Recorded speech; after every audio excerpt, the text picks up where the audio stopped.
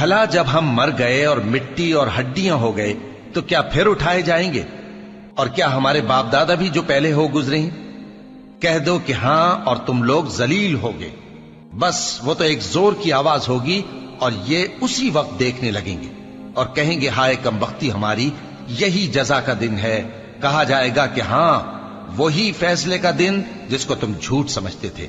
فرشتوں کو حکم ہوگا جو لوگ ظلم کرتے تھے ان کو اور ان کے ہم جنسوں کو اور جن کو وہ پوجا کرتے تھے سب کو جمع کر لو، یعنی جن کو اللہ کے سوا پوجا کرتے تھے، پھر ان کو جہنم کے رستے پر چلا دو اور ان کو ٹھہرائے رکھو کہ ان سے کچھ پوچھنا ہے۔ تم کو کیا ہوا کہ ایک دوسرے کی مدد نہیں کرتے؟ اصل بات یہ ہے کہ آج یہ لوگ اپنی غلطی تسلیم کر رہے ہیں اور وہ ایک دوسرے کی طرف رخ کر کے سوال و جواب کریں گے۔